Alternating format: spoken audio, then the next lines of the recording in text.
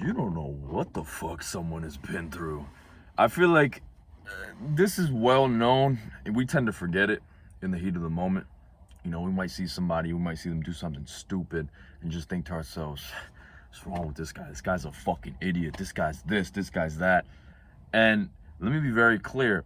I'm not justifying people to take routes of degeneracy or to self-destruct. I'm not justifying that.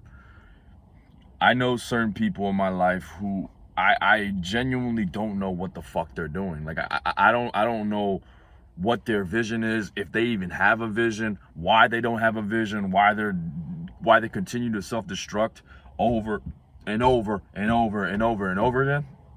Excuse me, I had to burp. But sometimes like I just said, in the heat of the moment, you tend to forget the basics. You tend to forget to think, you don't know what the fuck that guy's been through. I say this because I stopped by Barnes and Nobles. I picked up a couple of books. I'm not gonna pull it out because I bought 4 and I have to reach all the way down. I bought the new Elon Musk book that came out. The book that's literally just titled Elon Musk. I don't remember the name of the author, but the book starts off with, wow. It starts off talking about Elon Musk's childhood, and he just went through some shit, man. He went through some fucking shit. He was constantly getting beat, constantly getting punched in the nose, constantly getting bullied, being thrown in these crazy situations that, realistically speaking, you know, in an ideal world, no child should be thrusted into. And he was just put in these terrible, terrible situations.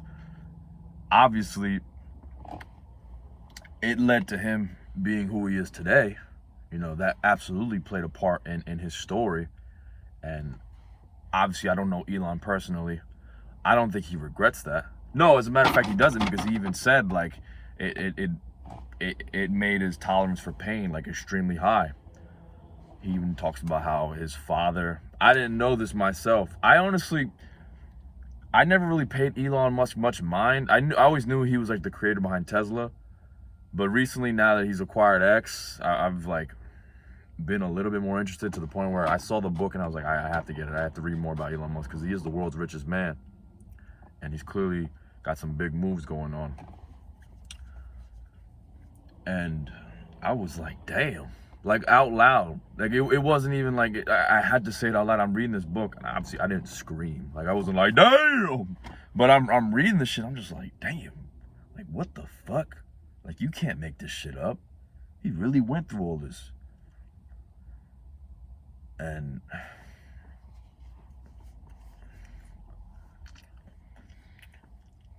you know, people are quick to judge him in like his mannerisms and in the way he acts, because I've seen it myself, and I've reacted the same way myself.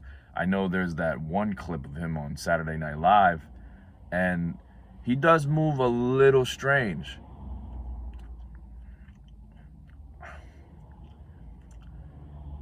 And the reality is, he might still be traumatized.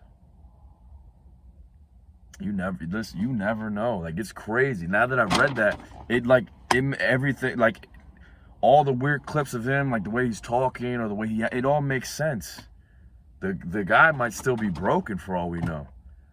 And he's clearly a very successful and intelligent man. I'm not saying broken as in like he sucks or anything like that, but the shit that he described in the book, if you want, stop by your local Barnes and Nobles. You don't even have to buy the whole book. Just read the first few pages. You're gonna sit there, you're gonna be like, what the fuck?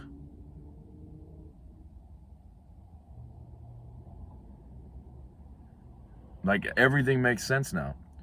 And like I said, he pretty much said he doesn't regret it. He doesn't wish things were different, because it built his risk tolerance. And he even spins it in a positive light, where, like, because of all the abuse, he had to force himself to shut down emotionally.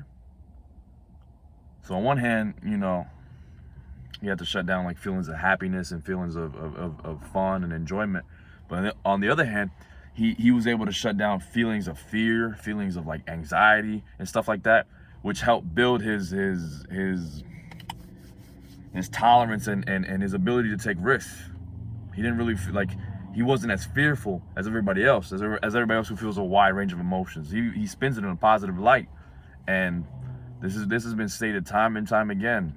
Adversity builds character. Adversity builds character. It absolutely does. No matter how small, it builds character. It may hurt in the short term, but in the long run, men especially, we have to go through adversity. We have to. So be more understanding. Be more understanding of other people. And if there's somebody out there well, somebody that you know who acts a certain way, that bothers you, that you know is destructive, try and get a feeling as to why. Try and understand why. If possible, sit down with them. Ask them questions. Ask them what they feel about this, how they feel about that. Like, what are their goals? Talk to them, man. Talk to them. I feel like nobody is that stupid to the point where they're intentionally self-destructing, to where like they're drinking every day because they want to. I don't think that there might be some people who genuinely just do that because they just enjoy the feeling of just self-destructing just simply because it's fun. More often than not, there's a reason.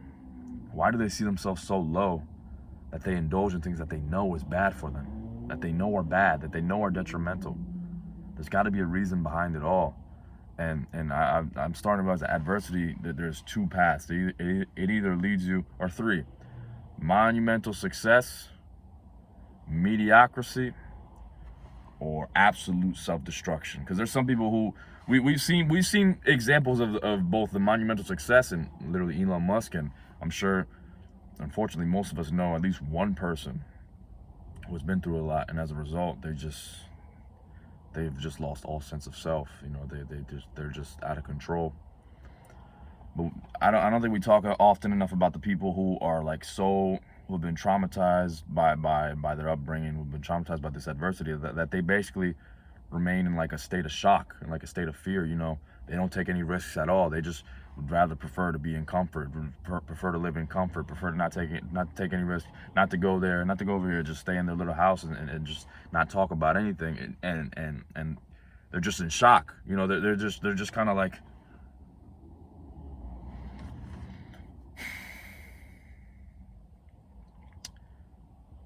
it's interesting. It really interested me, and I think I've said this before. I'm not sure exactly in what video, but one topic that's really been like, the question that's really been repeating in my mind over and over and over again is like, what leads men to self-destruct? What leads men to self-destruct? What leads men to do things that they know are bad for them? What leads men to be so hopeless? And I feel like slowly I'm getting closer, and this book right here helped me get closer and helped me understand more. Just don't be quick to judge. Don't be quick to judge. Now, I'm not telling you to be Mr. Empathy, to where you're being like, oh, he's drinking, but he's happy. No, don't be that fucking guy either. But instead of just berating him and just telling him, yo, you're a dumb... There's a time and place for that. If you know the man really closely, and if it's like in an instance where he's just like out of control, where he's like shot after shot after shot after shot, yeah, like, bro, what the fuck are you doing? Stop. But when you guys are chilling, and he's not that crazy, ask him. Take the time to ask him, dude, why do you do this? You don't have to do this, right?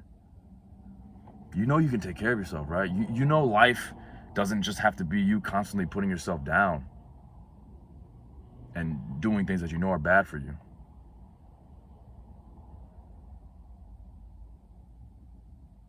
People say that it's impossible to change somebody who doesn't want to change. And I don't like that statement. I don't like that statement at all. And it would be awesome, incredible, if I could figure out a way to change people